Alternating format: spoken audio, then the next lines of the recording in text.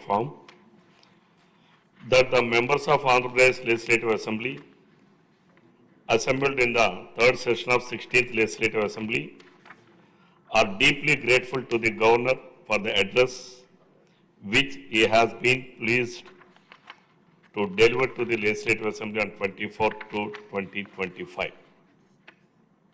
ఇప్పుడు గవర్నర్ గారి ప్రసంగానికి ధన్యవాదాలు తీర్మానంపై చర్చ. రవికుమార్ గారు. ముందుగా మీకు అలానే గౌరవ ముఖ్యమంత్రి గారు, ఉప ముఖ్యమంత్రి గారు, మా యువ నాయకుడు లోకేష్ బాబు గారు ఈ సభకు పియూసి చైర్మన్గా మీరు నన్ను నామినేట్ చేసినందుకు ముందుగా మీకు ధన్యవాదాలు తెలియజేస్తున్నా అధ్యక్ష. రాజ్యాంగం ద్వారా ఒక ఎన్నికల ప్రక్రియ ద్వారా మనం అందరం ఈ శాసనసభకు వచ్చాం అధ్యక్ష. రాజ్యాంగం ప్రకారం శాసనసభని, ఈ ప్రభుత్వాన్ని అధినేతగా ఉండేది గవర్నర్ గారు అధ్యక్ష. అటువంటి గవర్నర్ గారిని ఈ సభకు ఆహ్వానించి ఈ సభ ద్వారా తన ప్రభుత్వం ఏం చేయబోతా ఉంది,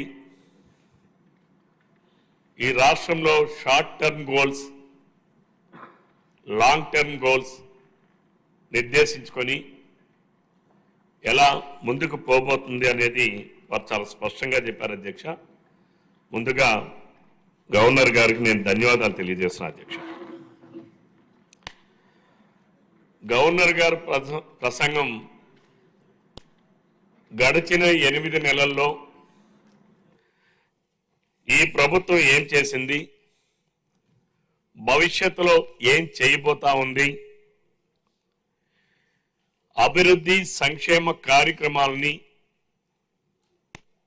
దిశ దశ ఇచ్చినందుకు గవర్నర్ గారికి ధన్యవాదాలు అధ్యక్ష. కానీ ఒక దురదృష్టకరమైన సంఘటన ఏంటంటే అధ్యక్ష, అతిథిగా ఆహ్వానించినటువంటి గవర్నర్ గారు ఆయన ప్రసంగ సమయంలో ప్రతిపక్ష పార్టీ శాసనసభ్యులు వ్యవహరించినటువంటి తీరు చాలా దుర్మార్గం అధ్యక్ష. ఎందుకంటే ఈ సభలో రాజ్యాంగం ద్వారా మనం వచ్చాం అధ్యక్ష. ఎవరంతటి వాళ్ళుగా ఈ సభకు రాలేదు అధ్యక్ష.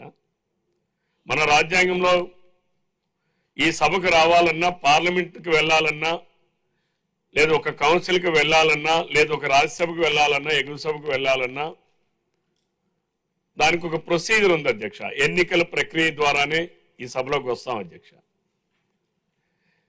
ప్రజలు ఇచ్చినటువంటి మ్యాండేట్ ఏదైతే ఉంటుందో ఆ మ్యాండేట్ ఎవరు అధికార పక్షంలో ఉండాలి, ఎవరు ప్రతిపక్షంలో ఉండాలి అనేది ప్రజలు ఇచ్చేటటువంటి మ్యాండేట్ అధ్యక్ష.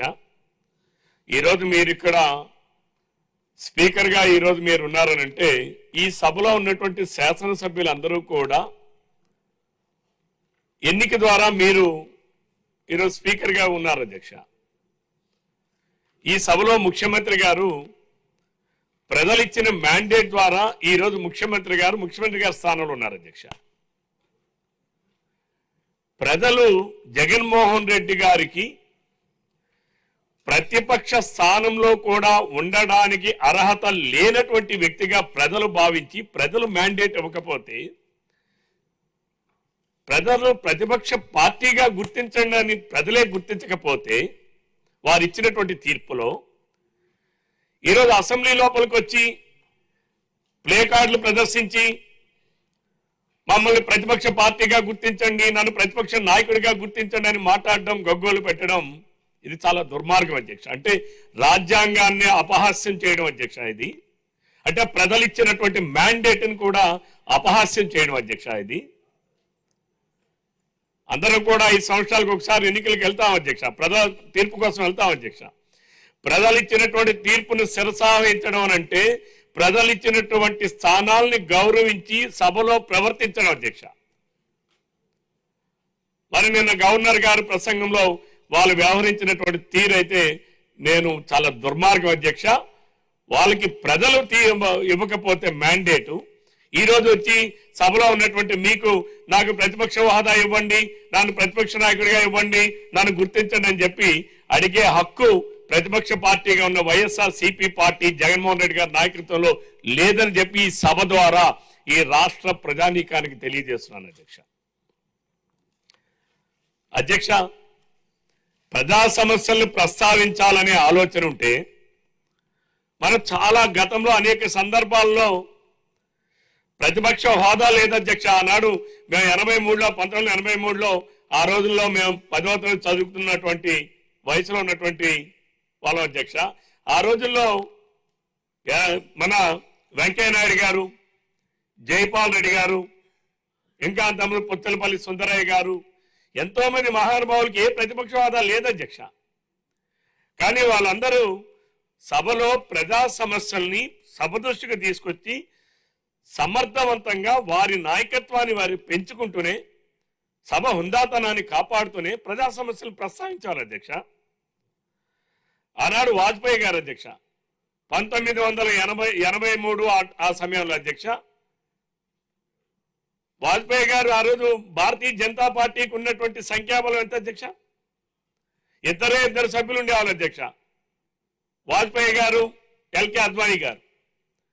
వారిద్దరూ కూడా ఆ రోజు సభలో వారి వాగ్దాటితో, వారి పటిమతో, వారికి ఉన్నటువంటి సమయస్ఫూర్తితో ఆ రోజు ప్రతిపక్ష హోదా లేకుండా దేశ సమస్యల్ని సమర్థవంతంగా ఆనాడు మరి పార్లమెంట్లో ప్రస్తావించినటువంటి సందర్భాలు ఎన్నో చూసాం అధ్యక్ష.